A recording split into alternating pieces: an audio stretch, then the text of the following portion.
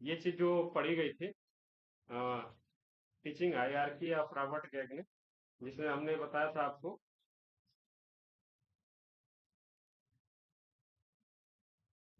Signal learning क्या होता है, स्टिमुलस रिस्पांस लर्निंग क्या होता है, चेनिंग क्या होता है, वर्बल एसोसिएशन क्या होता है, और डिस्क्रिमिनेशन लर्निंग क्या होता है, कॉन्सेप्ट लर्निंग क्या होता है, रूल लर्निंग क्या होता है, प्रॉब्लम सॉल्विंग लर्निंग जो है वो क्या होता है। ये देखा था आप लोगों ने। किसी को इसमें कोई दिक्कत है? गीतांजलि, सोनाली, प्रभा, बताइए। आप लोग ने लग रहा है कि पढ़ाई जो है वो नहीं कर रहे हैं, ऐसा है? एग्जाम वगैरह चल रहा है क्या आप लोगों के पास?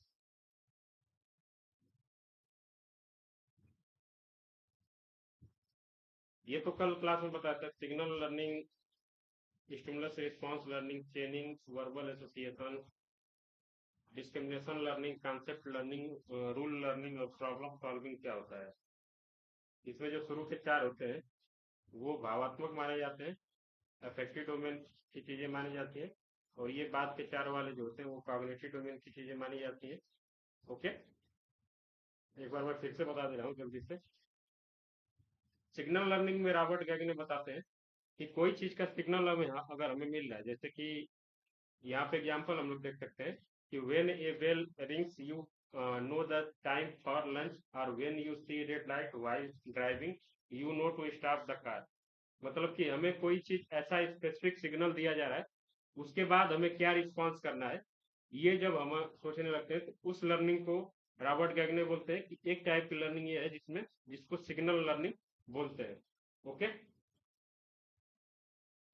ये ऑर्डर है इन्होंने बताया। सबसे पहले जो सिग्नल लर्निंग होती है, इसका ऑर्डर भी हम लोग को याद रखना है। उसके बाद स्टिमुलस रिस्पॉन्स लर्निंग, मतलब कि क्रिया के बाद कोई प्रतिक्रिया होता है। इस पे हम लोगों ने कल डिस्कस किया था कि जैसे कि अगर कोई टीचर अपने बच्चों को बोलता है कि रेज योर हैंड्स, तो ये जो है एक क्रिया है, टीचर के द्वारा बताया जा रहा है कि रेज योर हैंड्स। इसके बाद जब बच्चे प्रतिक्रिया करते हैं तो वो जो है अपना हाथ उठाते हैं। तो ये जो है जब उन्हें कोई एक गाइडेंस दिया जाता है कुछ करने के लिए, उसके बाद जो वो रिस्पॉन्स करते हैं वो होता है स्टिमुलस रिस्पॉन्स लर्निंग। ओके, जैसे कि इसका एक और एग्जांपल अगर मैं बताऊं कि हम अगर किसी कुत्ते को बुलाते हैं आवाज लगा के, और उसके बाद उसे एक रोटी खिलाते हैं, जितनी बार बुलाते हैं तो एक रोटी जो है उसे खिलाते हैं। ऐसा हमने 10 दिन किया, और 11वें दिन हम जब कुत्ते को आवाज लगाएंगे तो वो ऑटोमेटिक जान जाएगा कि ये जब आवाज लगा रहा है तो अब हमें रोटी मिलने वाला है। तो उसके मुंह से जो है, अगर रोटी कुछ देर नहीं मिलेगा तो उसके मुंह से सलाइवा जो है वो बाहर आने लगता है। तो ये भी जो है एक स्टिमुलस रिस्पॉन्स लर्निंग का वो माना जाता है। एग्जाम्पल हम लोग देख सकते हैं। ओके, इसके अलावा चेनिंग में मैंने बताया था कि जब हम किसी चीज को सीखने के लिए एक पूरा प्रोसेस फॉलो करते हैं, जैसे कि कोई रेसिपी बनाना, या कोई भी ऐसा चीज जिसमें एक प्रोसेस के बाद दूसरा प्रोसेस, उसके बाद तीसरा प्रोसेस, उसके बाद चौथा प्रोसेस करके हम चीजों को सीखते हैं, तो उसे हम लोग चेनिंग लर्निंग बोलते हैं। ओके, इसके बाद अगला जो है वो था वर्बल एसोसिएशन। वर्बल एसोसिएशन का मतलब है कि हम किसी स्पेसिफिक चीज का नाम लें और आपके दिमाग में जो है तुरंत उसकी जो फिगर बन जाती है, उस लर्निंग को हम लोग वर्बल एसोसिएशन लर्निंग बोलते हैं। जैसे कि मैंने कल एग्जांपल दिया था कि अगर मैं बोलूं कि शेर, तो हमारे दिमाग में जो है ऑटोमेटिक एक शेर की जो फिगर बन जाती है, उसको हम लोग बोलते हैं वर्बल एसोसिएशन। ओके, तो ये जो चार है, ये गैगने, रॉबर्ट गैगने बोलते हैं कि ये हमारे इफेक्टिव डोमेन को इफेक्ट करती हैं। ऐसा रॉबर्ट गैगने बोला है कि signal learning, stimulus response learning, चेनिंग learning और वर्बल एसोसिएशन, ये चारों जो है हमारे इफेक्टिव डोमेन की चीजें हैं। और इसके ऊपर का जो चारों है, डिस्क्रिमिनेशन लर्निंग का मतलब है कि चीजों के बीच में अंतर जानना, चीजों के बीच में अगर कोई भी एक छोटा सा माइन्यूट अंतर है तो उस चीज को पहचानना। जैसे कि अ, इसमें मैंने एक एग्जांपल लिखा है कि अगर मैं बोलूं ब्रेक और बेक, तो इसमें जो एक आर का जो अंतर है वो हमारी मेरे बोलने के बाद आप लोग जो अपने मन में सोच रहे होंगे कि बेक में जो है आर नहीं है और ब्रेक में एक आर जो है वो प्रेजेंट है। तो ये जो अंतर हम लोग कर पा रहे हैं वो है डिस्क्रिमिनेशन लर्निंग, भेदभाव करना। जैसे कि मैं बोलूं कि तेंदुए और चीता, इन दोनों में जो अंतर होता है, तो इस अंतर को अगर हम लोग पहचान पा रहे हैं तो वो भी एक डिस्क्रिमिनेशन लर्निंग है। ओके, इसी तरीके से कोई भी दो चीज ऐसी है जिसके बीच में हम लोग अलग अलग डिफ्रेंशिएट कर पा रहे हैं, उसको अलग अलग दूसरे से भेद जो है उन दोनों में अंतर जो है बता पा रहे हैं, तो उस लर्निंग को डिस्क्रिमिनेशन लर्निंग बोलते हैं। इसके बाद कॉन्सेप्ट लर्निंग जो आता है उसमें होता है कि किसी चीज के कॉन्सेप्ट को सीखते हैं। कॉन्सेप्ट का सीखना मतलब कि एक अवधारणा को बनाते हैं, इसी चीज को हम लोग कॉन्सेप्ट बोलते हैं। जैसे कि मैं लगातार जो है आपके सामने तीन चार चीजों का नाम लूंगा, जैसे कि शेर, हाथी, गाय, बिल्ली, घोड़ा। तो आप लोगों के मन में एक अवधारणा ये बन रही होगी कि सर जो है जानवरों का नाम जो है वो ले रहे हैं। तो मैंने तो किसी एक अपने पूरे वाक्य के दौरान जानवर शब्द का यूज नहीं किया, लेकिन जब मैं लगातार कई जानवरों का जब नाम ले लूंगा तो आप लोगों के दिमाग में जो है एक कॉन्सेप्ट क्रिएट हो जाएगा कि सर जो है जानवरों का नाम ले रहे हैं। ओके, उसी तरीके से मैं अगर बोलूं जनवरी, फरवरी, मार्च, अप्रैल, मई, जून, तो आप लोग क्या सोच रहे होंगे अभी कि सर जो है महीनों का नाम जो है वो ले रहे हैं या सर महीनों के बारे में कुछ बता रहे हैं। ओके, तो ये जो है कॉन्सेप्ट लर्निंग होता है। इसी चीज को हम लोग अवधारणा अधिगम बोलते हैं। और इसके आगे रॉबर्ट गैगने जो बताते हैं वो होता है रूल लर्निंग, किसी चीज को सॉल्व करने का एक नियम सीखना। नियम सीखना कि ये जो है कैसे सॉल्व होगा। जैसे कि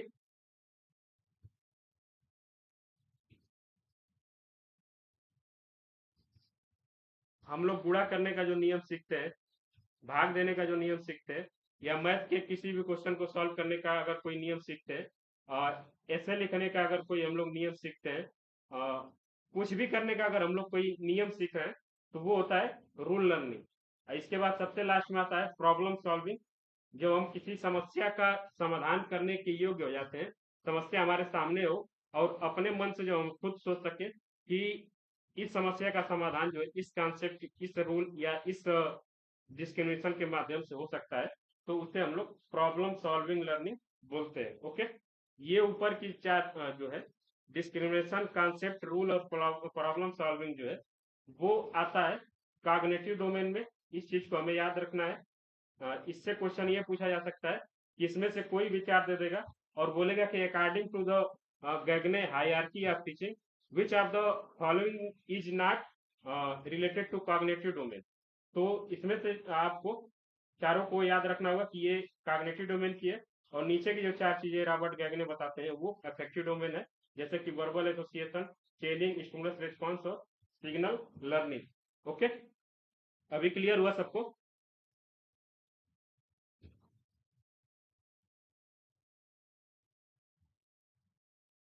क्लियर हुआ तो हमको जो है जल्दी से कोई एक चेनिंग का उदाहरण आप लोग बता दीजिए। चेन लर्निंग क्या होती है, चेनिंग लर्निंग क्या होती है, जल्दी से बताइए। गीतांजलि आप ही बताइए, चेनिंग लर्निंग क्या होता है?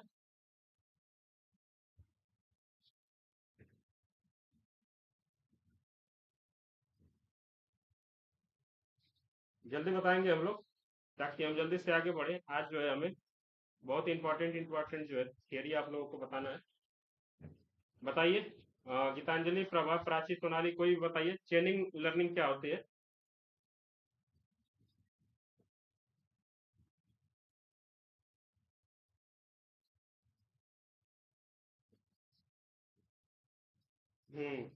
प्रभा बताइए। जैसे कि हम लोग जब कोई क्वेश्चन सॉल्व करते थे 11th 12th में, जब किसी ने मैथ सॉल्व किया होगा, तो उसमें जो है स्टेप करके दिया होता है, स्टेप 1, स्टेप 2, स्टेप 3, ऐसे करके क्वेश्चन को सॉल्व करने की तरीका जो है वो दिया होता है। जैसे कि हम लोग जब केमिस्ट्री वगैरह जब पढ़ते थे तो उसमें जो लैब लैब प्रोसेस होता था किसी भी ऑर्गेनिक या इनऑर्गेनिक कंपाउंड को फॉर्म करने का, तो उसमें जो है भी स्टेप्स दिया होता है कि सबसे पहले हम एक बीकर लेंगे, बीकर में इतना पानी लेंगे, उसको इस तरीके से सेट करेंगे, तो वो भी जो है एक चेन लर्निंग हो गया। ओके, किसी भी चीज में अगर स्टेप्स इन्वॉल्व है तो वो जो है चेन लर्निंग होगा। तो इसका जो आप लोगों को हायरार्की जो है वो याद रखना है, और अपर से ऊपर से नीचे जाते समय आपको याद रखना है कि सिग्नल लर्निंग सबसे पहले होता है, उसके बाद स्टिमुलस रिस्पांस लर्निंग, फिर चेनिंग, फिर verbal association, discrimination learning, concept learning, rule learning और प्रॉब्लम सॉल्विंग। ओके, आगे इसमें अगर किसी को दिक्कत नहीं है सभी लोग एक बार थम्स अप करिए।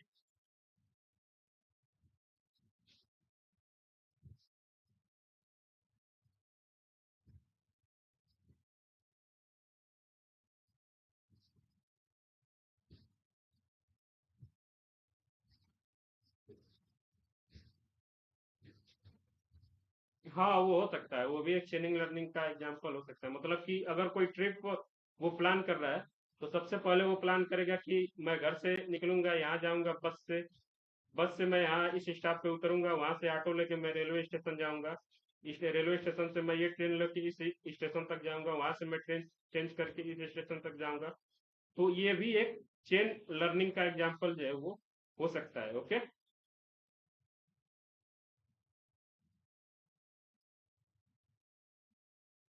आगे ये जितने भी थियरी आप लोगों को बताई गई है, तो बस आप लोगों को जो याद रखना है वो है कि कौन सी थियरी किसका है, और उस थियरी में क्या जो है बात कही गई है, किसके बारे में वो थियरी है। जैसे कि ब्लूम की अगर जो टेक्सोनॉमी है, उसमें हम लोग टीचिंग के अलग अलग प्रोसेस को डिफाइन करते हैं अकॉर्डिंग टू मेमोरी लेवल।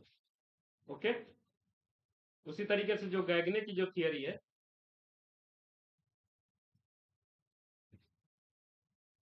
उसमें हम लोग लर्निंग की हायरार्की डिसाइड करते हैं, लर्निंग ऑफ हायरार्की। तो आपको ऐसे जो है याद, इसको पूरे हेडिंग के साथ याद रख सकते हैं कि Robert Gagne hierarchy of learning theory. इसको जब आप लोग याद रखेंगे ऐसे, तो क्वेश्चन जो है इसी से बनते हैं कि गैगने की हायरार्की ऑफ लर्निंग थियरी जो है वो किस संदर्भ में बात करती है। इससे ये क्वेश्चन हम लोग को देखने को मिलते हैं। आगे जब हम लोग बढ़ेंगे, तो आप लोगों ने तो ये देखा नहीं, प्राची आपने देखा था इसको, मैक्सिम्स ऑफ टीचिंग।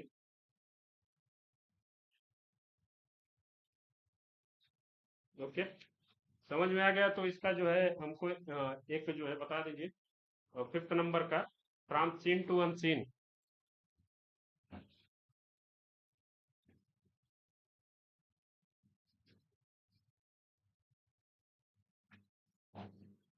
कुछ भी एग्जाम्पल या कुछ भी जो आप समझिए इसको पढ़ के।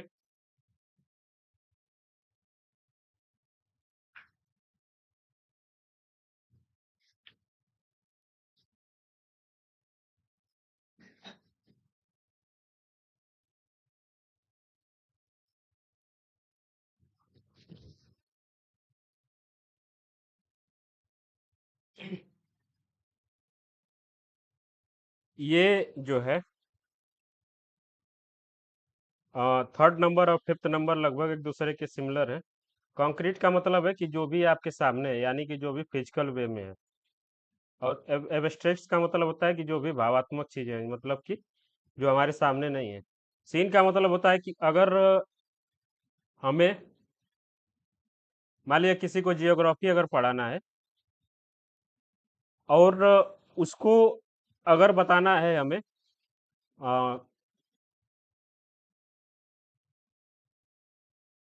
रॉक के बारे में, चट्टान के बारे में बताना है, तो सबसे पहले हम उसे ये दिखाएंगे जो उसके सामने उपलब्ध होगा। जैसे कि जो चट्टानें पृथ्वी पे उपलब्ध हैं, उसको सबसे पहले पढ़ाएंगे। उसके बाद जो अनसीन चीज को अगर सबसे उसे हाईएस्ट लेवल पे जाना है उसके टीचिंग का, तो सबसे लास्ट में क्या कर सकते हैं हम, कि जो चीजें जो चट्टानें सौर मंडल में पाई जाती हैं, जो चट्टानें मान लीजिए कि मंगल ग्रह पे, शुक्र ग्रह पे या बृहस्पति ग्रह पे पाई जाती हैं, उसको हम लोग जब उसे अच्छे से बताएंगे, तो जब तक उसे हम उसके सीन चीज को रिलेट करके अनसीन तक नहीं जाएंगे, तब तक उसे चीजें समझ में नहीं आएंगी। ओके।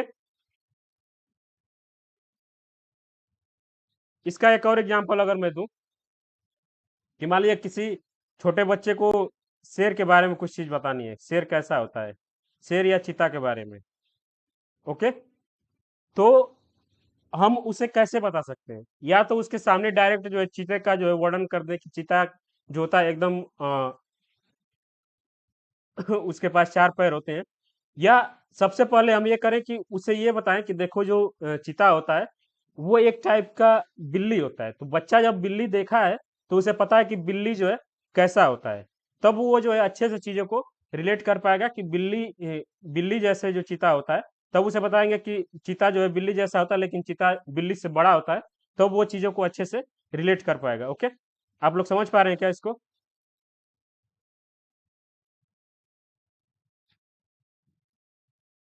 ओके। तो यही था।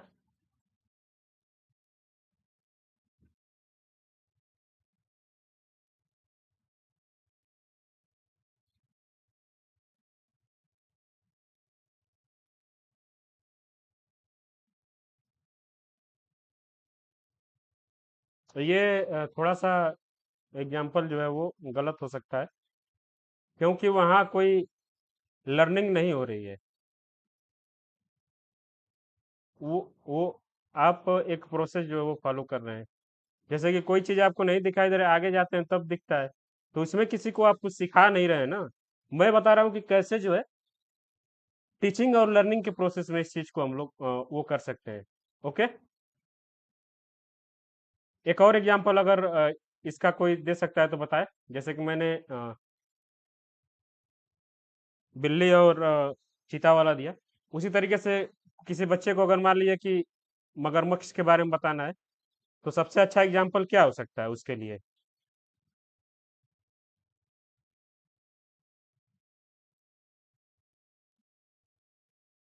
बताइए।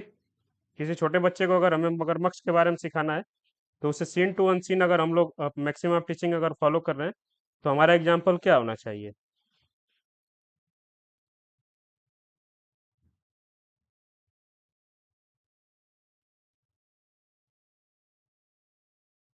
हाँ, वो भी दिखा सकते हैं, लेकिन अगर पिक्चर नहीं है तो उसे हम लोग छिपकली के बारे में बता सकते हैं कि देखो ये जैसी छिपकली है, इसी तरीके से मगरमच्छ भी होते हैं। बस मगरमच्छ जो है इससे बहुत ज्यादा बड़े होते हैं, और इसके जैसे चार पैर हैं, जैसे ये चलती है उसी तरीके से वो भी चलते हैं। तो ये क्या है कि एक चीजों को रिलेट करके हम उसको सीन टू अनसीन ले जा रहे हैं, बस यही होता है इसमें। ओके। छिपकली हो गया या गिरगिट हो गया, इस सब सारी चीजों को हम लोग उसे सीन टू अनसीन कर सकते हैं। पिक्चर भी दिखा सकते हैं। पिक्चर दिखा के उसको कई बार जब हम वो करते हैं तो वो भी चीजें उसको अच्छे से समझ में आती हैं। ओके। तो इसको एक बार फिर से आप लोग सोचिएगा कि मैक्सिम्स ऑफ टीचिंग में क्या होता है, और ये सारी चीजें जो है कैसे हम लोग अप्लाई कर सकते हैं। ओके।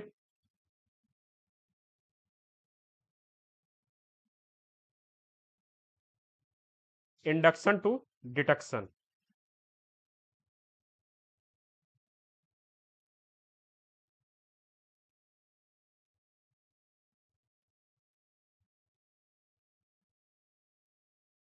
कोई हमें बता सकता है इंडक्शन का मतलब क्या होता है?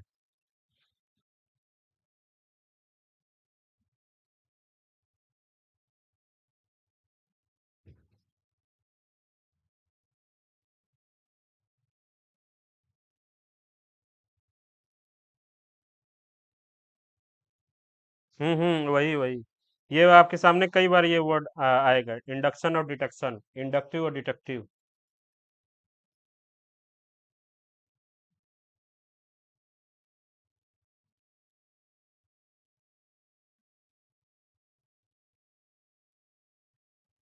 इंडक्शन का मतलब होता है कि किसी एक छोटे एरिया से चीजों को शुरू करके उसको रिलेट करते करते हम लोग एक बहुत बड़े पोर्शन को कवर जब कर लेते हैं, तो उसे हम लोग इंडक्शन बोलते हैं। जैसे कि हम लोग सौर मंडल के बारे में अगर पढ़ रहे हैं, तो सबसे पहले हम क्या पढ़ते हैं, हमारी पृथ्वी के बारे में।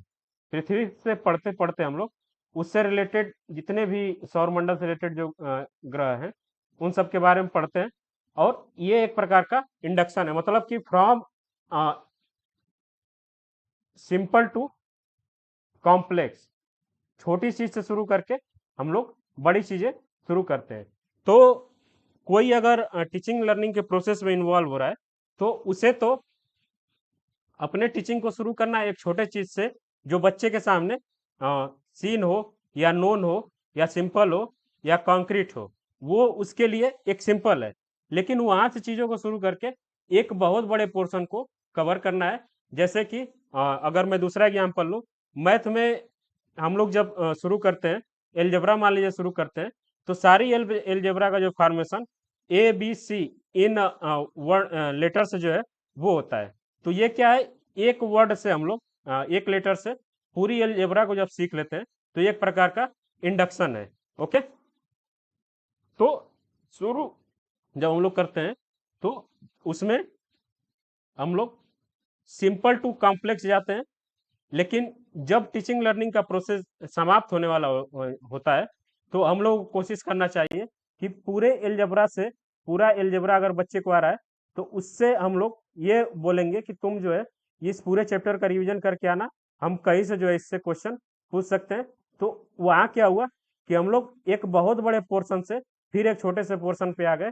तो ये होता है डिडक्शन, मतलब कि फ्रॉम कॉम्प्लेक्स टू सिंपल, या फ्रॉम बिग टू स्मॉल, या फ्रॉम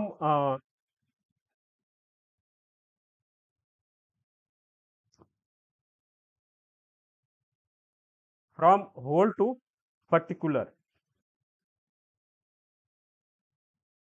ओके, इसका बहुत सारा एग्जांपल है। जैसे कि हम जब किसी को एनिमल्स के बारे में अगर पढ़ा रहे हैं, बहुत सिंपल सा एग्जांपल मैं ले रहा हूँ, तो सबसे पहले हम किसी पर्टिकुलर एनिमल की जो है बात उसके सामने करेंगे। लेकिन धीरे धीरे जब हम लोग पूरा उसे बहुत सारे ज़्यादा एनिमल्स का बात कर देंगे, बता देंगे उसको, तो हम लोग बस बोलेंगे कि तुम जो है एनिमल्स के बारे में पढ़ के आना, और उससे जो है हम कहीं से भी क्वेश्चन पूछ सकते हैं।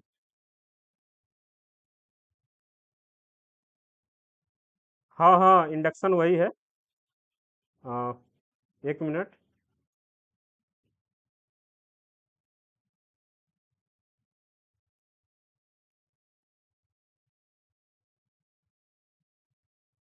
हाँ हाँ, वही बता रहा हूँ कि पर्टिकुलर से किसी जनरल चीज को जनरल या होल थिंग्स के ऊपर कवर करना, ये होता है इंडक्शन। ओके, समझ में आया प्राची?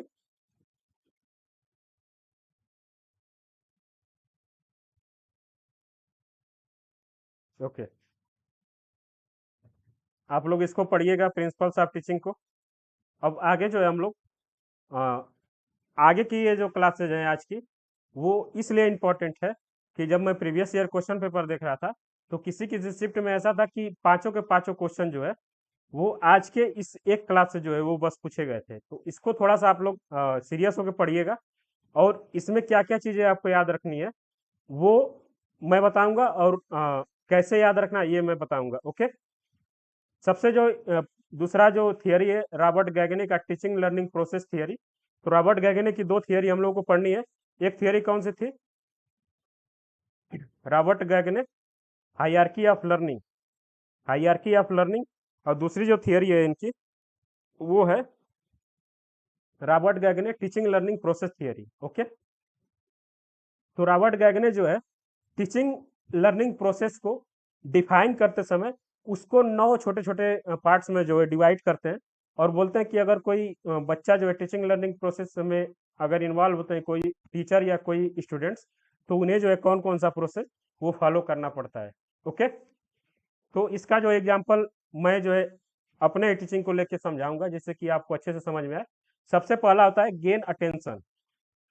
गेन अटेंशन, तो गेन अटेंशन का मतलब है कि आप लोगों का अटेंशन जो है वो फर्स्ट पेपर पे पढ़ने के लिए क्यों आया। इसका जब मैं आंसर करूंगा तो क्वेश्चन करूंगा तो आप लोग तुरंत जो है इसका आंसर देंगे तो चीजें ये अच्छे से समझ में आएंगी। आप लोगों का अटेंशन जो है फर्स्ट पेपर पढ़ने के लिए क्यों आया?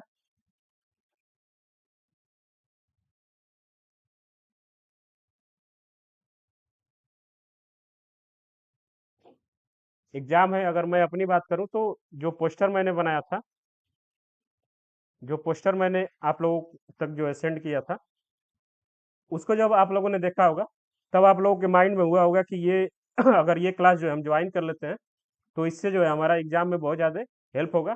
तो उससे मैंने आप लोगों का अटेंशन जो है फर्स्ट पेपर पढ़ने के लिए क्रिएट किया। ओके। इसके बाद जब दूसरी क्लास हम लोगों ने ली थी, दूसरी क्लास जब हम लोगों ने ली थी, तो उसमें हम लोगों ने क्या किया? दूसरी क्लास जब हम लोग की पहली मीटिंग हुई थी तो उसमें हम लोगों ने क्या किया था? सिलेबस डिस्कशन किया था। और ये देखा था कि हम लोग 75 डे में 75 लगभग 75 क्लासेज में कैसे जो है वो ये फर्स्ट पेपर को करने की कोशिश करेंगे। तो वो क्या था, हम लोगों का ऑब्जेक्टिव सेट करना था कि हमारा जो है इस क्लास को करने का मकसद क्या है। ओके। दूसरा स्टेज सबको क्लियर हुआ? सबसे पहले आप लोगों का अटेंशन जो मैंने गेन किया पोस्टर दिखा के, इसके बाद जब पहली मीटिंग हम लोगों की हुई थी तो उसमें मैंने आपको ऑब्जेक्टिव जो है वो सेट किया कि हमारे इस क्लासेस की क्या जो है ऑब्जेक्टिव होने वाली है। हम लोग 75 से 80 दिन में फर्स्ट पेपर के पूरे सिलेबस को जो अच्छे से कवर करने वाले हैं। इसके बाद तीसरा जो क्लास हम लोगों का हुआ, तीसरा जो हम लोगों ने टीचिंग लर्निंग का टीचिंग जो चैप्टर स्टार्ट किया, तो सबसे पहला जो क्वेश्चन था, what do you mean by teaching. तो उससे मैंने क्या सोचा, उससे मैंने क्या चेक किया कि आप लोगों के पास जो है फर्स्ट पेपर का वो जो टीचिंग यूनिट है उसका क्या प्रायर नॉलेज है, पहले से आप उसके बारे में क्या जानते हैं, कितना अच्छा जानते हैं, और हमें जो है वो कितना ज्यादा मेहनत करना है। ओके। ये तीसरा था। तीसरा जो था कि मैंने आपके नॉलेज को चेक किया। इसके बाद चौथा जो प्रोसेस था उसमें मैंने ये देखा कि मैंने आपको अपनी पीपीटी जो है वो दिखाई, पीपीटी जो दिखाई वो आपके सामने मैंने कुछ इन्फॉर्मेशन जो है वो प्रेजेंट किया। उसके बाद पांचवा था कि उस इन्फॉर्मेशन से रिलेटेड आपको मैंने गाइड किया, उस इन्फॉर्मेशन को अच्छे से समझाया कि इसका क्या मतलब होता है, इसको कैसे हम लोग समझ सकते हैं। इसके बाद फिर छठवां जो इसका प्रोसेस है उसमें हम लोग देखते हैं कि बीच बीच में आपके परफॉर्मेंस को मैंने चेक करने की भी कोशिश की। दो दो चार पांच क्वेश्चन जो मैंने सॉल्व कराया, ग्रुप में जो मैं क्वेश्चन भेजा था वो उसके थ्रू परफॉर्मेंस। उसके बाद आप लोगों ने जैसा परफॉर्मेंस किया उसके बाद मैंने एक फीडबैक जो है आपको दिया कि think little bit more about it. तो ये एक प्रकार का फीडबैक था। तो ये सातवां प्रोसेस था।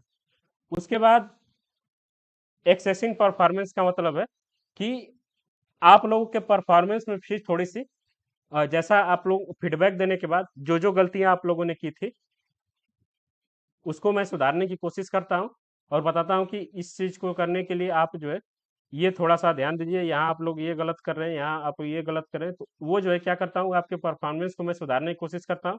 और सबसे लास्ट में जो है वो होता है इनहेंसिंग रिटेंशन या ट्रांसफर।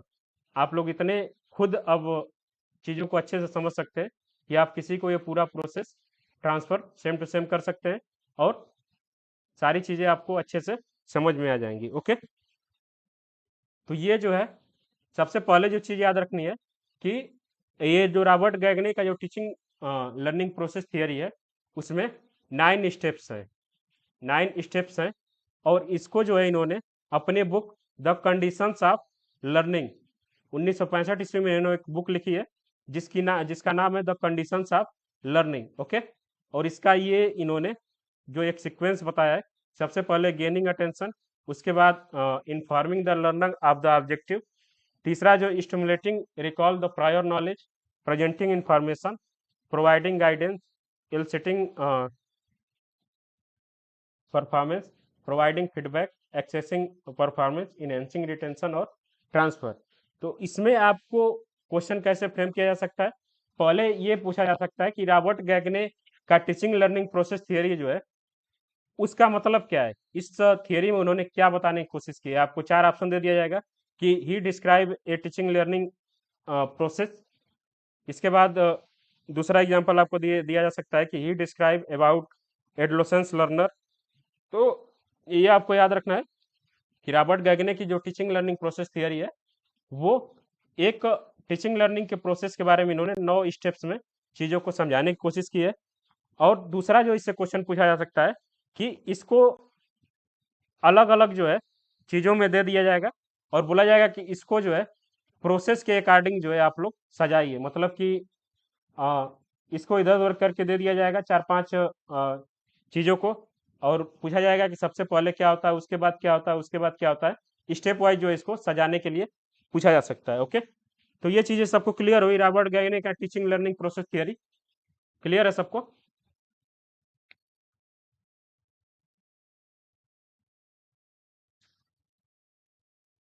ओके। 6 नंबर, 6 नंबर है कि elicit performance students are given plant. देख सकते हैं कि एक एग्जांपल जो इसमें दिया गया है कि छात्रों को पौधे के नमूने दिए जाते हैं और प्रकाश संश्लेषण में शामिल भागों की पहचान करने के लिए बोला जाता है।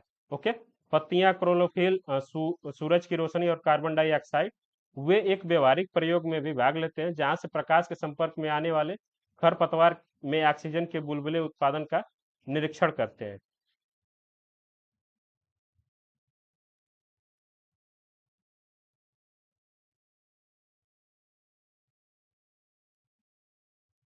इसका सिंपल सा ये मतलब आप लोग समझिए कि जब मैं आप लोगों को गाइडेंस जो है वो प्रॉपर एक दो क्लास जो है मैं लेके आपको गाइडेंस जो है वो दे देता हूँ, तो आपको कुछ होमवर्क देता हूँ, होमवर्क करने को देता हूँ, या कोई क्वेश्चन जो है वो सॉल्व करने को देता हूँ, जिससे कि मैं आपके परफॉर्मेंस को जज कर सकूं कि आप लोग कितना चीजें जो है हमसे सीख पा रहे हैं। तो इसको हम लोग इलसिटिंग द परफॉर्मेंस बोलते हैं। जैसे कि यहाँ दिया जा रहा है, ये पूरा प्रोसेस एक एग्जाम्पल के माध्यम से जो है वो बताया गया। इसको जब आप लोग पढ़ेंगे तो अच्छे से चीजें समझ में आएंगी। जैसे कि सबसे पहले जो इसमें दिया गया है कि शिक्षक एक पौधे के उगने, सूरज की रोशनी को ऊर्जा में बदलने का एक आकर्षण टाइम लैप्स वीडियो दिखा के पाठ शुरू करता है। तो क्या करता है कि एक छोटे से पौधे को वो लगाता है और उसका टाइम लैप्स कि पौधे कैसे कैसे बड़े होते हैं, उसका एक टाइम लैप्स वीडियो दिखाता है बच्चों को, और वहां से जो उसका ध्यान आकर्षित करता है। सबसे पहला ये था। उसके बाद विद्यार्थियों को उद्देश्य के बारे में सूचित करता है। तो उद्देश्य क्या होगा कि विद्यार्थियों को ये बताना होगा कि कैसे पौधे बड़े होते हैं, वो सूरज की रोशनी में कैसे जो है खाना बनाते हैं। तो ये जो है ये उद्देश्य था उसके पढ़ाई का। तीसरा जो था कि अब बच्चों को चेक करेगा कि वो प्रकाश संश्लेषण के बारे में इससे पहले क्या जानते थे। जैसे कि वे पौधे के बारे में पहले से क्या जानते हैं, कैसे बढ़ते हैं। छात्र जीवित रहने कि पानी, सूरज की रोशनी, आवश्यकता वाले पौधे के बारे में अपना ज्ञान साझा करते हैं। मतलब कि छात्रों को यह पता था कि पौधे जो है वो सूरज की रोशनी और पानी से जो है अपना खाना बनाते हैं और उसी के आधार पे जीवित रहते हैं। तो इसको पूरे एग्जाम्पल को एक बार आप लोग अच्छे से पढ़िएगा। उसके बाद जो चीजें मैंने बताई हैं उसको थोड़ा सा रिलेट करिएगा, तो ये जो है आपको बहुत अच्छे से क्लियर हो जाएगा। ओके,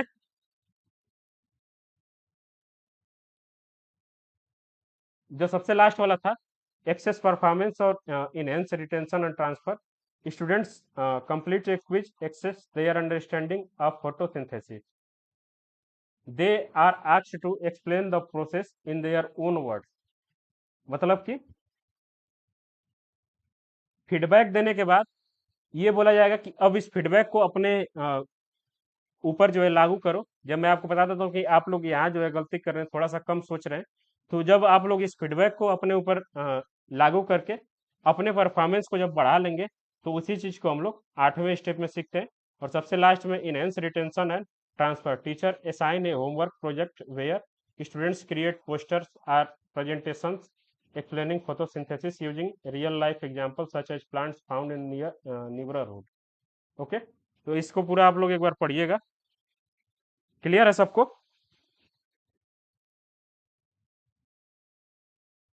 क्लियर है तो एक बार थम्स अप करिए अगर एग्जाम्पल जो है अगर सही लगा हो तो। ओके,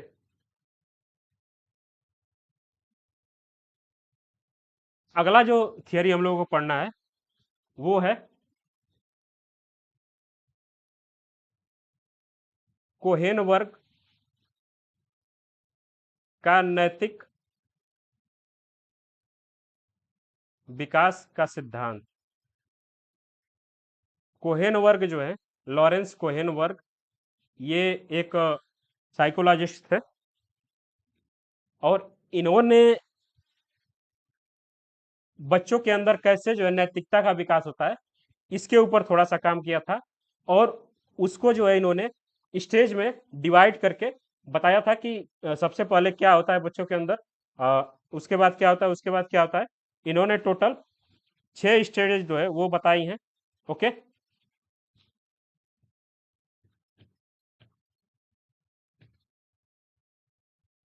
तो हम लोग देख सकते हैं इसका, अगर मैं एग्जांपल लूं कि एक बच्चे को चोरी नहीं करना है, ये उसके जीवन में कैसे उसे आगे उसके स्टेजेस के आधार पे कैसे जो है वो सिखाया जाता है। ओके, तो इसमें क्या क्या चीजें याद रखनी है कि सबसे पहली है कि Cohen work theory of moral development किसके बारे में है, तो किसी के अंदर जो है मोरल डेवलपमेंट कैसे होता है इसको इन्होंने 6 स्टेप्स में डिवाइड किया है और इसको जो है इन्होंने सबसे पहले 3 सब स्टेट बनाया है, सॉरी 3 स्टेज जो है इन्होंने बनाया है। उसके बाद प्रत्येक स्टेज को इन्होंने दो दो स्टेज में डिवाइड किया है। जैसे कि हम लोग देख सकते हैं प्री कन्वेंशनल, कन्वेंशनल और पोस्ट कन्वेंशनल। ओके, ये जो है 3 स्टेज जो है इनके डेवलपमेंट, मोरल डेवलपमेंट थियरी का, और इसके अंदर जो है दो दो जो है सब स्टेजेज इन्होंने डिवाइड किया है। ओके, सबसे पहले जो है पहला स्टेज जो है वो है रिवार्ड एंड पनिशमेंट और दूसरा है सेल्फ इंटरेस्ट, अवॉइडिंग पनिशमेंट, दूसरा है सेल्फ इंटरेस्ट। तो यहाँ आप लोग बताइए कि एक छोटा बच्चा है, 3 साल का बच्चा है जो अच्छे से बोल सुन पा रहा है, तो वो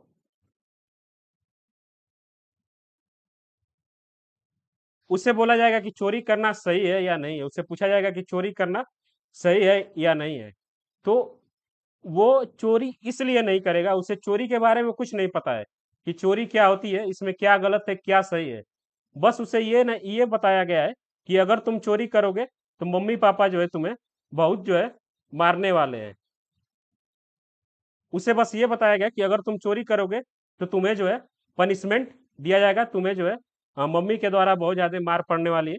तो उसे जब पूछा जाता है कि चोरी क्यों नहीं करना चाहिए, तो वो बोलेगा कि चोरी करने पे मम्मी जो है मारती है, मम्मी जो है मारेगी, इसलिए मैं इस चीज को नहीं चुरा सकता हूँ। अगर छोटा बच्चा है तो 3 साल से 7 साल की एज की बात कर रहे हैं हम लोग। और दूसरा जो है बच्चा जब थोड़ा सा बड़ा होता है, दूसरे स्टेज में जब आता है, तो उसके सेल्फ इंटरेस्ट के ऊपर जो है चोरी आ जाती है। वहां जो है वो थोड़ा सा मम्मी के मार से डर से बचता है और वो जो है उसके ऊपर निर्भर करने लगता है कि वो चोरी करेगा या नहीं करेगा। ओके,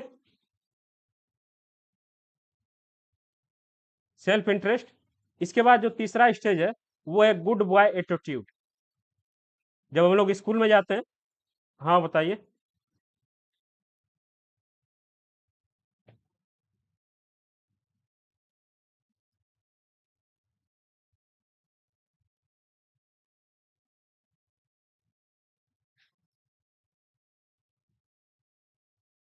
देखिए यहाँ लिखा हुआ है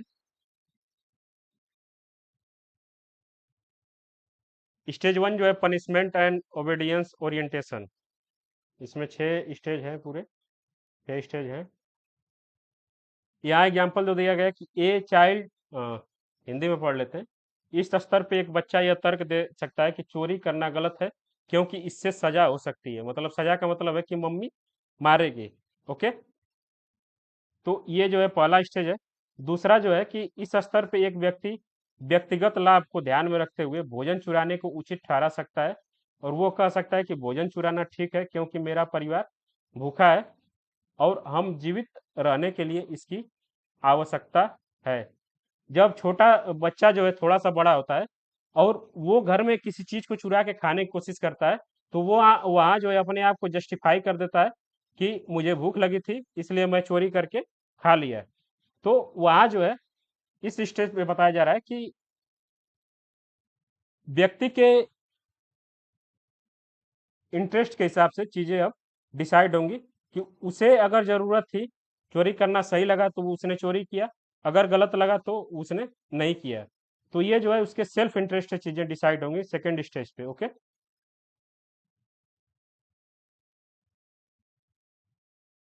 अब समझ में आया क्या प्राची?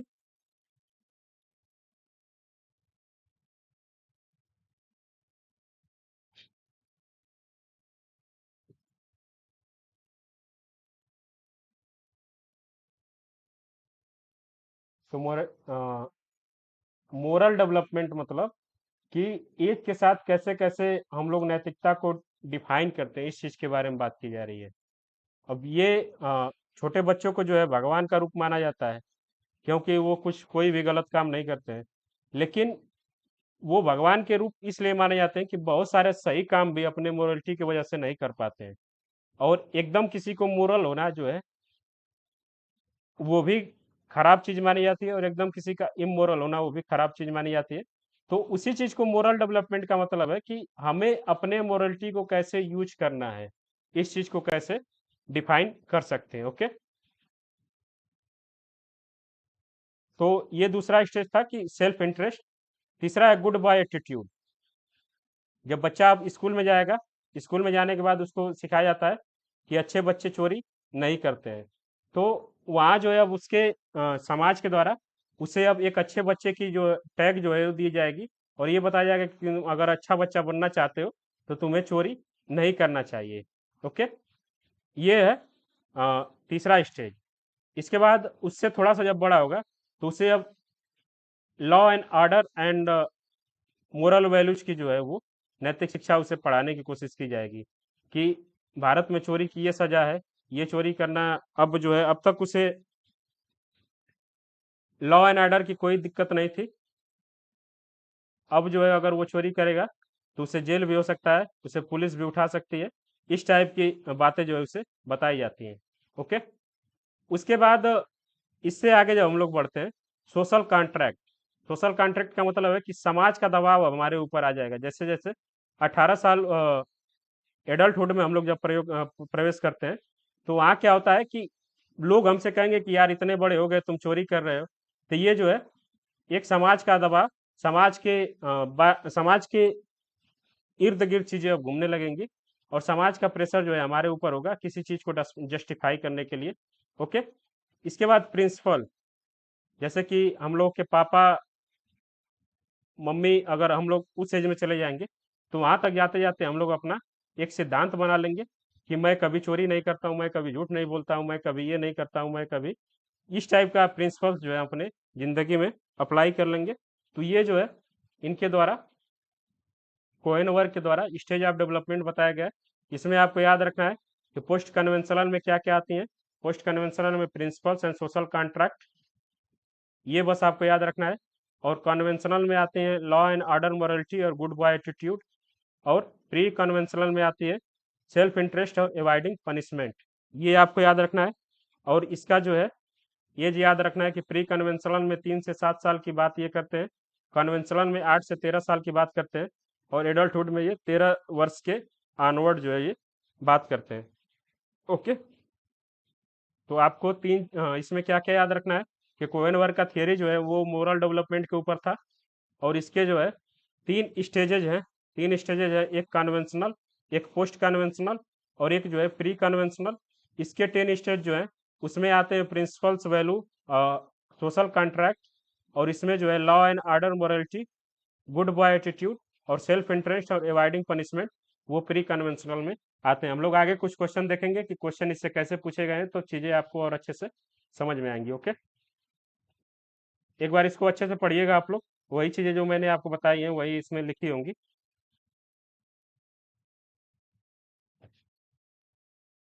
अब आगे जो हम लोग को मॉडल पढ़ना है वो है टाबा मॉडल। टाबा का जो फुल फॉर्म होता है वो होता है teacher as a bridge. Teacher as a bridge मतलब कि टीचर एक पुल का कार्य करता है जो ज्ञान को इस तरफ से अपने स्टूडेंट्स की तरफ भेजता है। तो इसको टाबा मॉडल हम लोग बोलते हैं। टाबा मॉडल का जो प्रोसेस है, इसमें भी टीचिंग के प्रोसेस के ऊपर जो है बात की गई है। और इसको देने वाले जो व्यक्ति थे, उनका नाम था हिल्डा टाबा। ओके। और ये जो है करिकुलम डेवलपमेंट और एजुकेशनल साइकोलॉजिस्ट थे। ओके। तो इनका जो मॉडल है वो हम लोग देख सकते हैं, 1 2 3 4 5 6 7 7 स्टेजेज है इसमें। इसमें जो है थोड़ा सा कंफ्यूजन इसलिए मिलता है कि कहीं 7 स्टेज मिलता है, कहीं 8 मिलता है, कहीं 10 मिलता है। तो हम लोगों को बस याद ये रखना है कि टाबा का जो मॉडल है वो टीचिंग लर्निंग प्रोसेस में करिकुलम डेवलपमेंट के ऊपर जो है करिकुलम डेवलपमेंट का मॉडल है टाबा मॉडल। और इसमें जो है एक हम लोग हल्का सा जो है इसके स्टेजेस को याद रखेंगे कि सबसे पहले क्या होता है, डायग्नोसिस द नीड, किसकी क्या जरूरत है उस चीज को खोजना। उसके बाद उससे रिलेटेड ऑब्जेक्टिव्स को जो है निर्धारित करना। उसके बाद कंटेंट को जो है सेलेक्ट करना। उसके बाद कंटेंट को जो है ऑर्गेनाइज करना। उसके बाद अपना जो है उस चीज को पढ़ने पढ़ाने का जो है एक्सपीरियंस जो है वो साझा करना। आ, जैसे कि इसमें बताया जा रहा है कि पढ़ाने का जो तरीका है उसको तय करना। उसके बाद उस चीज को ऑर्गेनाइज करना। और सबसे लास्ट में इवेल्युएशन है। इसमें इसके 7 जो है स्टेप जो है वो दिए हुए हैं। लेकिन इसके जो मैक्सिमम स्टेजेस जो है वो 10 हैं, जो हम लोग देख सकते हैं। सबसे पहले जो है डायग्नोसिस द नीड्स, किसी किसी के जरूरत को खोजना। The teachers begin accessing students prior knowledge, interest, learning needs related to the topic or subjects। दूसरा है फॉर्मुलेशन ऑफ ऑब्जेक्टिव। तीसरा है सिलेक्शन ऑफ कंटेंट। चौथा है ऑर्गेनाइजेशन ऑफ कंटेंट। इसको एक्सप्लेन करने की आवश्यकता तो नहीं है, वही चीजें बार बार रिपीट हो रही हैं कि एक एक बार एक्सप्लेन किया जाए।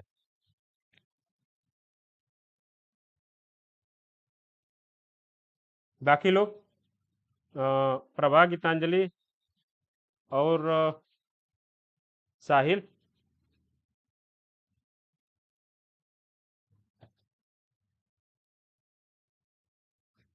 ओके, एक बार पढ़िएगा, अगर नहीं समझ में आएगा तो कल जो है इसको मैं बताऊंगा। ये भी एक टाइप का जैसे वो प्रोसेस था रॉबर्ट गैगने का, या ब्लूम टेक्सोनॉमी में जो प्रोसेस है, उसी तरीके का ये प्रोसेस है, टाबा मॉडल ऑफ टीचिंग। इसके एक बार अच्छे से पढ़िएगा और उसको जो है रिलेट करिएगा। इसके बाद अगला जो है वो है होनकिन डेवलपमेंट मॉडल। तो ये जो है लेन होनकिन इनका नाम है, और ये जो है ऑस्ट्रेलिया के थे।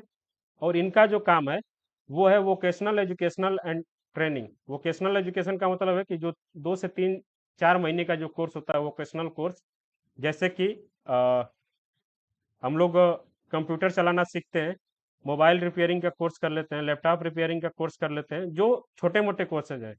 लड़कियां जो अगर मान लीजिए कोई ब्यूटी पार्लर का कोर्स कर लेती हैं, हमारे गांव की तरफ बहुत ज़्यादा प्रचलित है, या सिलाई का सीखने लग जाती हैं, तो वो जो है एक टाइप का वोकेशनल एजुकेशन माना जाता है। तो इस चीज़ पे इनका जो है उनकिन का डेवलपमेंट मॉडल जो है वो है कि सबसे पहला इनका है इमिटेशन। इमिटेशन पे हम लोगों ने बात की थी, किसमें बात की थी इमिटेशन पे, आप लोग जल्दी से बताइए। इमिटेशन वर्ड कहाँ आया था? हाँ, इमिटेशन का मतलब क्या होता है?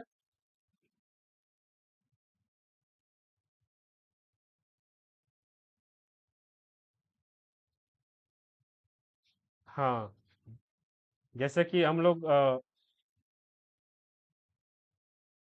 मोबाइल रिपेयरिंग कराने जाते हैं, तो हम लोगों की बहुत उत्सुकता होती है कि उसको देखें कि वो कैसे जो है रिपेयर कर रहा है। तो जो अगर कोई मोबाइल रिपेयरिंग का कोर्स करता है, तो सबसे पहले उसे ये बोला जाता है कि यहाँ बैठो और अपने बॉस को देखो कि वो कैसे जो है चीज़ों को बना रहा है, कैसे जो है मोबाइल को खोल रहा है, कैसे जो है उसको सेट कर रहा है। तो वो होता है इमिटेशन स्टेज। उसके बाद दूसरा जो स्टेज इनका बताया इन्होंने, वो होता है प्रैक्टिस स्टेज, कि अब खुद से वो जब देख के सीख लेगा तो अब वो प्रैक्टिस करेगा। और सबसे तीसरा है कि जब वो प्रैक्टिस कर लेगा तब वो अब उसमें उसी में जो है इनोवेशन करेगा, नई नई चीज़ों को उसमें ऐड करने की कोशिश करेगा। अगर सिलाई की बात करें सिलाई एक और एग्जांपल हम लोग ले लेते हैं कि कोई लड़का या लड़की सिलाई सीखने की कोशिश करता है, स्टिचिंग सीखता है, शर्ट सिलने का। तो सबसे पहले वो जाएगा दर्जी के पास, जो उसको सिखाने वाला होगा। वो बोलेगा कि देखो कैसे कपड़े को काटते हैं, कैसे मशीन में जो है सिलाई मशीन में रील को लगाते हैं, धागे को कैसे लगाते हैं। तो वो सब चीज़ें जो है उसे देख के सीखेगा। उसके बाद वो जब चीज़ें कुछ सीख जाएगा, तो अब सिलाई की जो है वो प्रैक्टिस करेगा, खुद जो है कपड़े को काटेगा, उसको सीने की कोशिश करेगा। जब वो इस चीज़ को सीख लेगा, तो सबसे तीसरा जो स्टेज है इनोवेशन का, तो अब जब वो चीज़ों को बहुत अच्छे से सीख लेगा, तो उसी में जो है अलग अलग तरीके की डिजाइन बनाने लगेगा। तो वो जो होता है इनोवेशन स्टेज। तो हुनकिन का जो डेवलपमेंट मॉडल है, इसमें इन्होंने किस क्षेत्र में काम किया, वोकेशनल एजुकेशन एंड ट्रेनिंग। इसके इन्होंने 3 स्टेज बताए हैं। तो इस चीज़ को याद रखना है। स्टेज हम लोगों को याद रखना है कि सबसे पहले इमिटेशन, दूसरा जो है वो है प्रैक्टिस, तीसरा है इनोवेशन। ओके, क्लियर है सबको?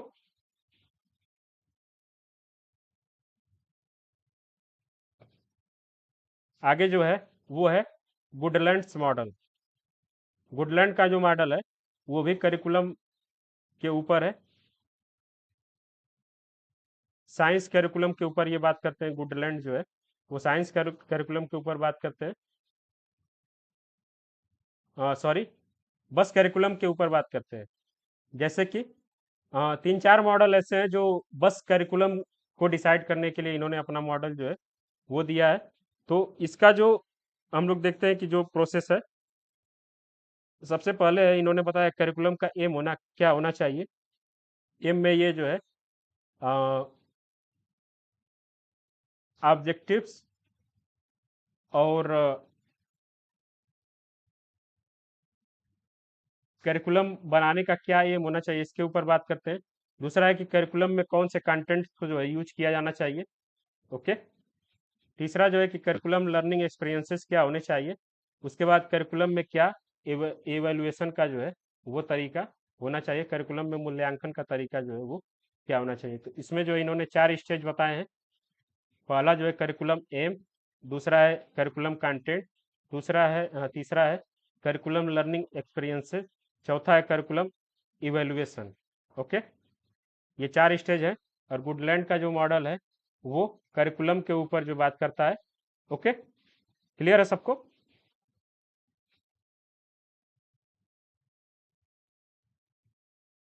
इसके बाद आगे जो है वो भी ओपन क्लासरूम मॉडल जो है ये भी करिकुलम के ऊपर बात करता है। करिकुलम डिसाइड करने के लिए इसको अप्लाई किया जाता है। इसमें हम लोग देखें तो टोटल 6 स्टेजेज इन्होंने बताए हैं। Needs assessment, stakeholder involvement. इसमें क्या है कि सारी चीज़ें वही हैं, सारे मॉडल्स में वही है, बस वो कैब इन्होंने चेंज किया है। कोई needs assessment stakeholder involvement बोलता है, तो कोई करिकुलम एम बोलता है, तो कोई उसी चीज़ को डायग्नोसिस ऑफ नीड्स बोलता है। तो उसी चीज़ को हम लोग को याद रखना है। आपसे बस ये बोला जाएगा कि क्लासरूम, आवाज़ क्लियर नहीं है क्या सबको?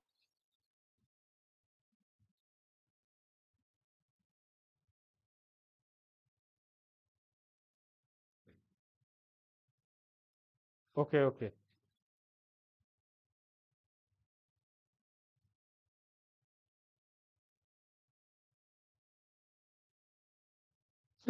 अभी क्लियर है? ओके। तो क्लासरूम, ओपन क्लासरूम मॉडल में भी 6 स्टेज यहाँ बताए गए हैं। सबसे पहला जो है कि need assessment, stakeholder involvement, curriculum design and planning, resource development and integration, implementation and differentiation, ongoing evaluation reflection, community engagement and partnership. ये 6 स्टेज जो है इसमें बताए गए हैं। तो सबको बारी बारी आप पढ़िएगा। इसके बाद आगे जो है Albert Bandura, social learning theory और Lev Vygotsky theory of social learning. Social learning की समाज से चीज़ें हम कैसे सीखते हैं, इसके ऊपर जो है तीन हम लोगों को 3 थियरी जो है पढ़नी है। पहला है एल्बर्ट बंदूरा का जो सोशल लर्निंग थियरी है। दूसरा जो है ले वायगत्सी का सोशल लर्निंग थियरी है। यहाँ पे हम लोग देखते हैं कि कैसे समाज के द्वारा बच्चों को चीज़ें सिखाई जाती हैं।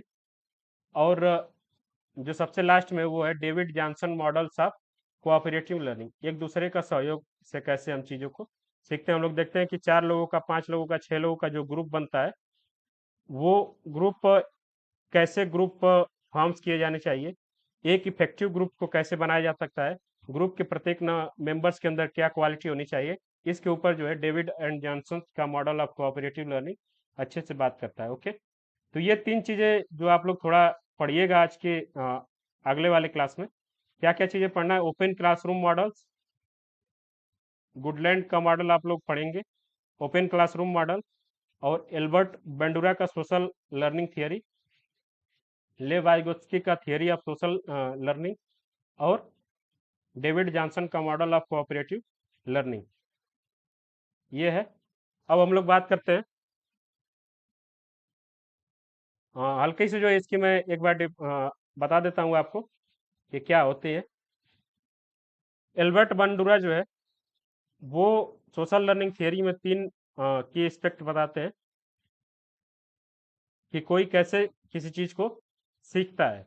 ओके, पहला है कि उसके अंदर जो है पर्सनल एबिलिटी होता है किसी चीज को करने के लिए, उसके खुद का सामर्थ्य जो होता है किसी चीज को करने के लिए। ओके, दूसरा है कि बिहेवियर, देख सकते हैं हम लोग, पर्सनल एक्सपेक्ट मतलब है कि सेल्फ इफिकेसी, किसी चीज को करने की खुद की जो क्षमता होती है, इसको बताता है कि या तो कोई किसी चीज को खुद से कर सकता है।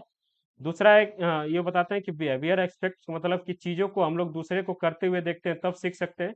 या तीसरा है कि इन्वायरमेंटल एक्सपेक्ट मतलब कि हमें अपने अगल बगल के इन्वायरमेंट के द्वारा फोर्स करके चीजों को सिखा दिया जाता है। जैसे कि बात करें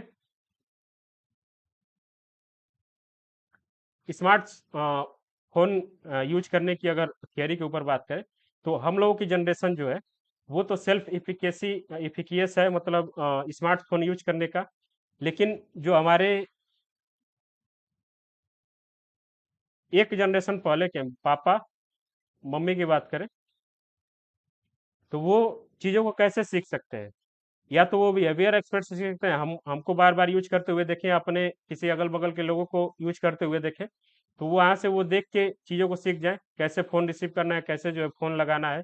या तीसरा है कि उनको जो है समाज के द्वारा फोर्स करके सिखा दिया जाए, उसके अगल बगल के जो इन्वायरमेंट है उसके द्वारा फोर्स करके सिखा दिया, जैसे कि आ, किसी को अगर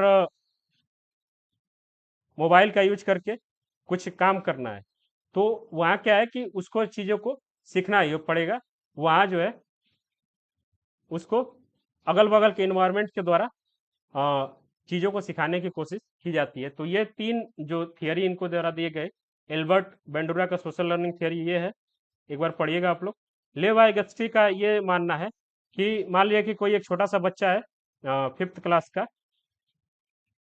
बच्चे को एग्जाम्पल हम लोग नहीं लेते, मान लीजिए कि कोई एक ऐसा व्यक्ति है जिसको साइकिल चलाना आता है, साइकिल चलाना आता है, तो उसकी करंट सिचुएशन ये है, करंट सिचुएशन क्या है उसकी, कि वो साइकिल चला सकता है। और जोन ऑफ प्रॉक्सिमल डेवलपमेंट का मतलब है कि उसे थोड़ा सा अगर हम लोग सहयोग करते हैं या उसको थोड़ा सा सपोर्ट करते हैं, तो उसके जो वर्तमान परफॉर्मेंस है उसको हम लोग थोड़ा सा बढ़ा सकते हैं। जैसे कि जो साइकिल चलाने वाला व्यक्ति है, उसे अगर कोई अच्छे से सहयोग करता है, कोई अच्छे से उसे कुछ सिखाता है, तो वो हो सकता है कि बाईसाइकिल या स्कूटर जो है वो चला सके। ये उसके जोन ऑफ प्रॉक्सिमल डेवलपमेंट का मतलब में आता है कि वो अपने लेवल से थोड़ा सा ऊपर का कार्य करे, अगर उसके साथ कोई कोऑपरेट करने वाला मिलता है या कोई इसे सिखाने वाला मिलता है। जैसे कि एक 5वीं क्लास का अगर बच्चा है, तो उसका जो करंट सिचुएशन है वो 5th क्लास का सॉल्व मैथ जो है वो तो सॉल्व कर सकता है, लेकिन उसे अगर कोई थोड़ा सा सहयोग करे, तो हो सकता है कि वो 6th और 7th क्लास की मैथ को भी सॉल्व कर सके। और तीसरा जो स्टेज इन्होंने बताया है वो है आउट ऑफ रीच, मतलब कि वो जो है आ, उसे कोई कितना भी समझाएगा तो वो 11th और 12th की मैथ जो है वो सॉल्व नहीं कर सकता है, वो इसके औकात के बाहर का है। इसको हम लोग एक चीज याद रखेंगे कि जोन ऑफ प्रॉक्सिमल डेवलपमेंट का मतलब होता है कि किसी व्यक्ति या किसी बच्चे को थोड़ा सा अगर किसी का सहयोग मिलता है तो उसके वर्तमान परफॉर्मेंस में जो इंक्रीजमेंट होती है उसी को हम लोग जोन ऑफ प्रॉक्सिमल डेवलपमेंट बोलते हैं। जैसे कि फिफ्थ क्लास के बच्चे को अगर हम लोग थोड़ा सा सपोर्ट करते हैं तो वो सिक्स हो सकता है कि सिक्स और सेवन क्लास के मैथ को वो सॉल्व कर सके। बाइक चलाने वाले व्यक्ति को साइकिल चलाने वाले व्यक्ति को अगर कोई सहयोग करता है, कोई सिखाता है, तो हो सकता है कि वो स्कूटर जो है वो चला ले। लेकिन वो जो है कभी ट्रक, इस व्यक्ति के सहयोग से कभी ट्रक नहीं चला सकता है, क्योंकि ट्रक के मैकेनिज्म में और साइकिल और मोटरसाइकिल के मैकेनिज्म में बहुत अंतर होता है। तो जोन ऑफ प्रॉक्सिमल डेवलपमेंट का मतलब है कि किसी के सहयोग के द्वारा थोड़ी बहुत हमारे जो परफॉर्मेंस में जो इंक्रीजमेंट मिलती है उसी को हम लोग जोन ऑफ प्रॉक्सिमल डेवलपमेंट बोलते हैं। और डेविड एंड जॉनसन का जो थियरी है, पीयर ग्रुप लर्निंग थियरी है, वो जो है कोऑपरेटिव लर्निंग इसको बोलते हैं, जिसके ऊपर ये बताते हैं कि कैसे जो है ग्रुप को फॉर्म किया जाना चाहिए। इसके इन ये बताते हैं कि एक ग्रुप बनाते समय मान लिया कि चार पांच लोगों का ग्रुप है, तो उसके जितने भी सदस्य हैं उनका एक दूसरे के ऊपर जो है परस्पर सकारात्मक निर्भरता होनी चाहिए। सारे लोग एक दूसरे के ऊपर निर्भर होने चाहिए, सभी लोग एकदम स्वतंत्र नहीं होने चाहिए। उसके बाद दूसरा है कि प्रत्येक व्यक्ति की जवाबदेही होनी चाहिए उसमें। प्रत्येक व्यक्ति को जो काम दिया जा रहा है उस ग्रुप में, वो जो है वो करने के लिए तैयार हो। उसके बाद जो ग्रुप में बातचीत होनी चाहिए वो सबके आमने सामने होनी चाहिए, फेस टू फेस जो है वो बातचीत सबके बीच में होनी चाहिए। उसके बाद पारस्परिक कौशल विकास, मतलब कि प्रत्येक व्यक्ति का जो है वो जो डेवलपमेंट है, जो भी उसके अंदर स्किल डेवलपमेंट हो रहा है, वो सबके अंदर होना चाहिए, पारस्परिक होना चाहिए। उसके बाद समूह बनाते समय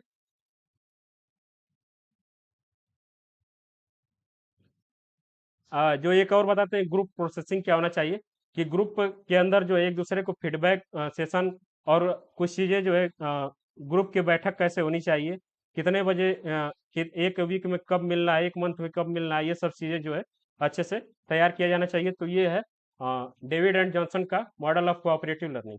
ओके, इसी के आधार पे आज जो हम लोगों ने देखा कुछ क्वेश्चन जो है हम लोग सॉल्व करेंगे जल्दी जल्दी, और इसका आंसर आप लोग देंगे। पहला जो है क्वेश्चन ये पूछा गया 2022 में दिसंबर के शिफ्ट में, और एक ही शिफ्ट में पांचों क्वेश्चन जो वो पूछे गए जो हम लोग सॉल्व करेंगे। तो हम लोग देखेंगे कि पहला क्वेश्चन बताइए आप लोग जो मैंने बताया।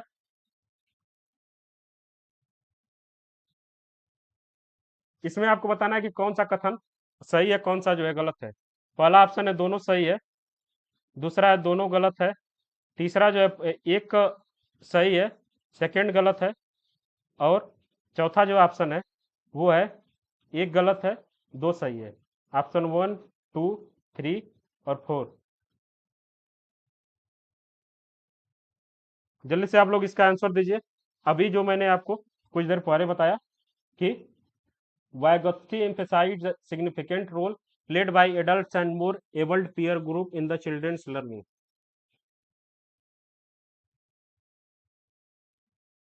वाइगत्स्की बोलते हैं कि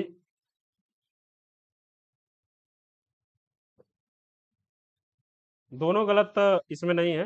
पहला जो है वो वाइगत्स्की तो ये बताते हैं ना कि मैंने बताया ना कि आ, किसी के सपोर्ट किसी के सपोर्ट से हम चीज़ों को सीखते हैं। वो जोन ऑफ प्रॉक्सिमल डेवलपमेंट की बात जब करते हैं तो उसमें हमें कोई सपोर्ट करने वाला होता है। तो अगर कोई स्टूडेंट्स है या कोई व्यक्ति है तो उसे सपोर्ट करने वाला जो व्यक्ति होगा उसके सहयोग से चीज़ों को सीखता है। तो इस हिसाब से इसका जो ऑप्शन नंबर वन था वो था वयस्क और अधिक सक्षम युग के सहपाठियों की भूमिका पे बल दिया जा रहा है। मतलब कि फिफ्थ क्लास का अगर बच्चा कोई सीख रहा है तो उसे सिक्स और सेवन की क्लास का अगर कोई सिखाने आ रहा है जो उसके जोन ऑफ प्रॉक्सिमल डेवलपमेंट में है, तो वो जो है कहीं ना कहीं उससे अधिक सक्षम है या उससे अधिक बड़ा होगा। तो इस चीज की बात जो है वाइगत्स्की करते हैं। इस हिसाब से ऑप्शन नंबर स्टेटमेंट वन जो है वो सही है।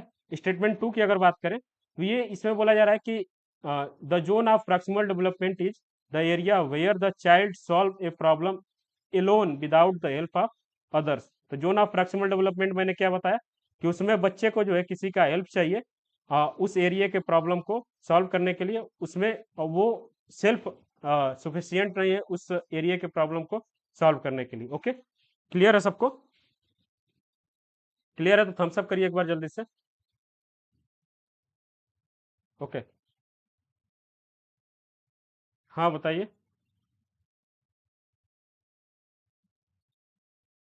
ये नाम है उनका, लेव वायगॉत्स्की। लेव वायगॉत्स्की उनका नाम है जिन्होंने इस थियरी को दिया है। देख रहे हैं, जो इस चीज को नहीं पढ़ा होगा इसको देख के उसको चक्कर आने लगेगा और बोलेगा कि फर्स्ट पेपर जो है वो कठिन है, लेकिन क्वेश्चन कितना याद है, झंडू था। ये हम लोग जब थियरी पढ़ लिए तो आसानी से बता सकते हैं। इसके बाद बताइए, जो ये है डेविड एंड जॉनसन का सहकारी अधिगम समूह, cooperative learning groups, peer groups के बारे में बताया जा रहा है कि उसकी क्या क्या जो है की पॉइंट्स होते हैं। ये अभी मैंने आपको डिस्कस किया। इसमें बताइए कौन सा ऑप्शन जो है वो सही है।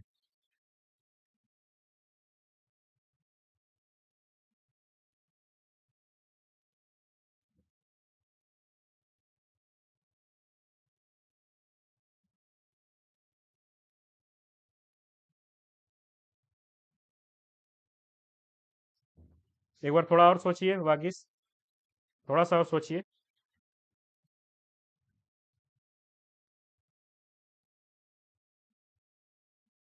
नहीं नहीं, वन नहीं सही है।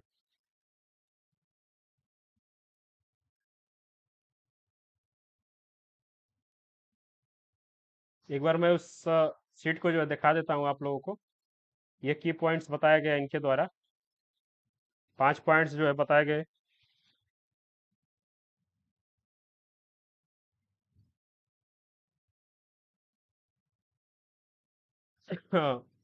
वन जो है आप लोग बता रहे हैं,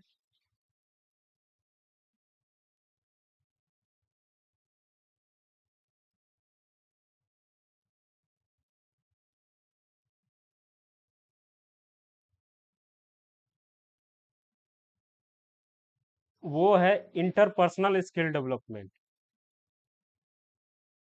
इंटरपर्सनल का मतलब है कि किसी एक इंडिविजुअल का स्किल डेवलपमेंट नहीं हो रहा है। इंटरपर्सनल का मतलब है कि स्किल डेवलपमेंट के लिए सभी लोग एक दूसरे से अटैच होते हैं। और यहाँ देखिए, इंडिविजुअल अकाउंटेबिलिटी मतलब कि प्रत्येक व्यक्ति का एक जवाबदेही वो है।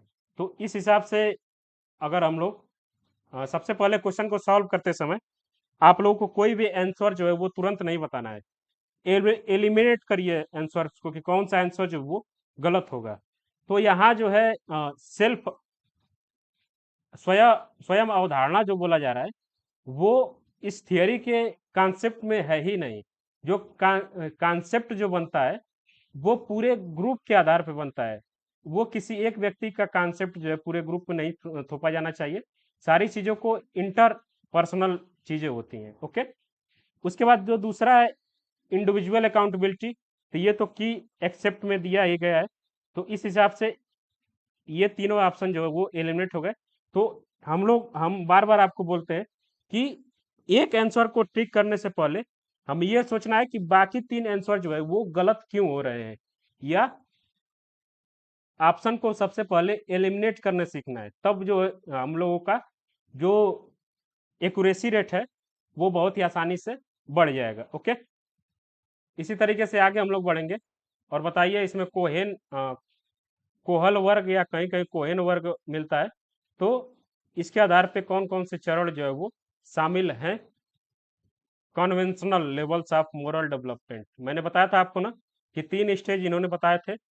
एक था कॉन्वेंशनल, एक था पोस्ट कॉन्वेंशनल और एक था प्री कॉन्वेंशनल। तो बताना है कि कॉन्वेंशनल लेवल डेवलपमेंट में कौन कौन सी इसमें से चीजें शामिल है।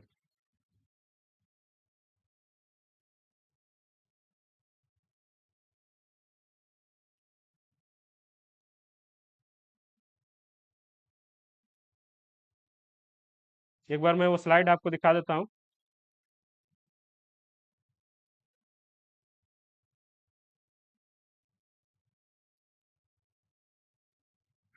कॉन्वेंशनल लेवल में था law and order, morality and good boy attitude. तो ये दो चीजें थी कॉन्वेंशनल में। अब इसके हिसाब से बताइए कौन सा ऑप्शन जो है इसका सही होगा।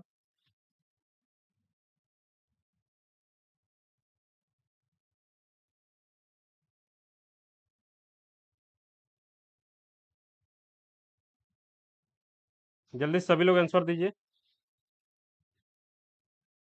वागिस बता रहे हैं 2, साहिल बता रहे हैं 2 और 3।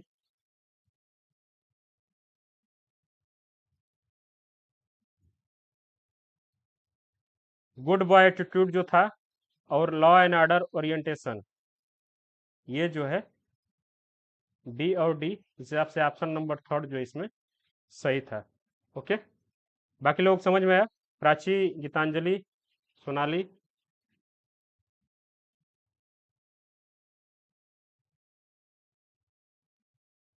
ओके।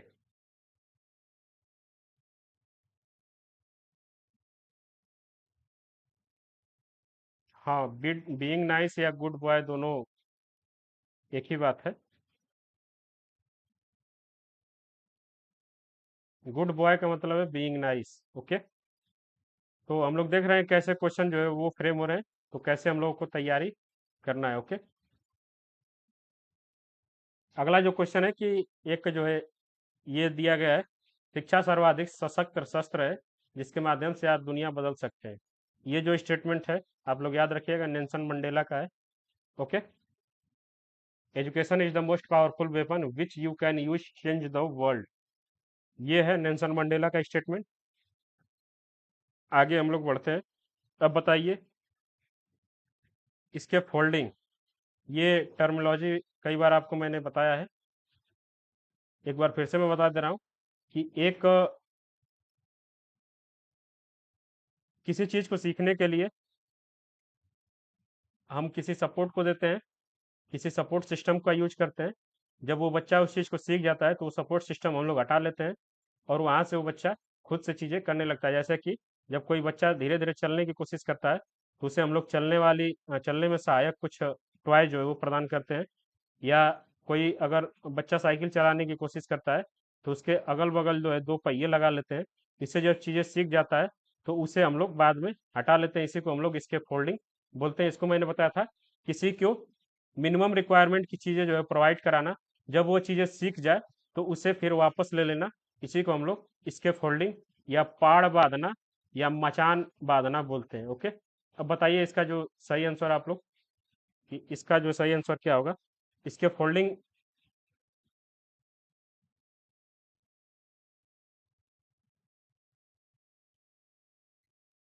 ये स्टेटमेंट सही है या गलत है?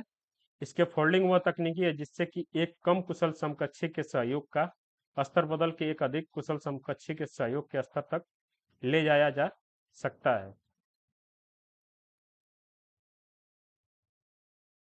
ये गलत है। और cognitive apprentice is a relationship which can an expert scratches and support a novice understanding of a use of the cultural skills। इसको आप लोग थोड़ा सा सोचिएगा कौन सा ऑप्शन इसका सही है। ओके,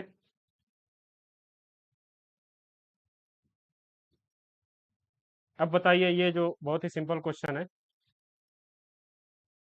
ये बहुत ही सिंपल है और बहुत ही मजेदार क्वेश्चन है कि एक बच्चे को सबसे पहले learns to differentiate between various things, men, women, animals, birds and letters, and she is unifies these differentiate concept to from single concept called as।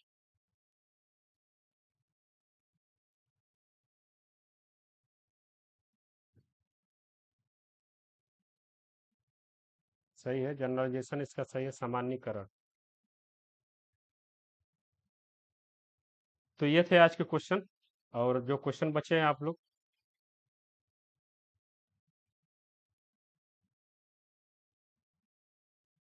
अनुश्रवण का मतलब है कि किसी चीज को रट लेना। आपको बस जो चीज रटाया गया उसमें अपना दिमाग मत लगाइए, बस जो बताया गया उसको रट्टा मार लीजिए, और जब बोला जाए तो बस उसकी उल्टी कर दीजिए। यही होता है मेमोराइजेशन, रट लेना।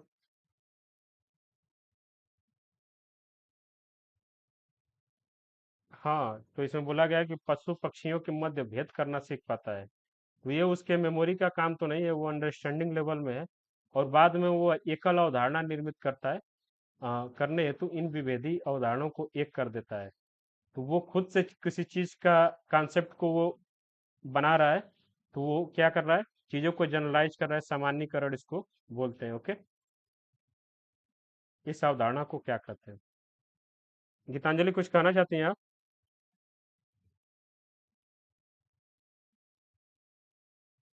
ठीक है, फिर आज की क्लास को हम लोग यहीं समाप्त करते हैं, और कल की क्लास में हम लोग एडोलेसेंस लर्नर की तरफ जो है अब लर्निंग्स की तरफ बढ़ेंगे। क्वेश्चन आप लोग सॉल्व करिए अब टीचिंग एप्टीट्यूड के, इतने क्वेश्चन आपके पास हो गए हैं। मैं केवीएस मैदान के कुछ क्वेश्चन जो है ग्रुप में सेंड कर दूंगा, उसे आप लोग सॉल्व करिएगा, और सॉल्व करने के बाद बताइएगा कि कितनी चीज़ें जो है आपको समझ में आ रही हैं। अगर क्वेश्चन आपका सॉल्व नहीं हो रहा है तो इस बैच का लेने का कोई मतलब नहीं है। अगर कोई चीज़ आपको समझ में नहीं आ रही है तो भी इस बैच का लेने का कोई मतलब नहीं है। आपको एक छोटा सा भी प्रॉब्लम होता है तो आप हमें मैसेज और कॉल कभी भी कर सकते हैं। और अगर आप अपना योगदान जो है पढ़ाई में 10% देते हैं तो हमारे तरफ से उसका ठीक डबल योगदान जो है आप पाएंगे। मतलब कि आप जितना एफर्ट लगाएंगे उसका डबल एफर्ट मैं लगाऊंगा कि सारी चीज़ें आपको क्लियर हो। लेकिन इसकी जो बेसिक रिक्वायरमेंट ये है कि आपको पहले 10% एफर्ट लगाना होगा। अगर आप नहीं लगाएंगे तो आप 10% नहीं लगाएंगे तो मैं हो सकता है कि मैं माइनस में चला जाऊँ, चीज़ें आपको अच्छे से न समझा पाऊँ। अगर आप चीज़ों को समझने की कोशिश करेंगे और मैं समझाने की कोशिश करूँगा तो हम लोग के बीच में जो टीचिंग लर्निंग का प्रोसेस होगा वो बहुत ही मज़ेदार होगा। और फर्स्ट पेपर की मैं गारंटी लेता हूँ, किसी का 40 क्वेश्चन से सही नीचे सही होने ही मैं नहीं दूंगा। 40 क्वेश्चन से ऊपर सबका सही होगा। ओके, किसी को कोई डाउट हो तो पूछ सकता है।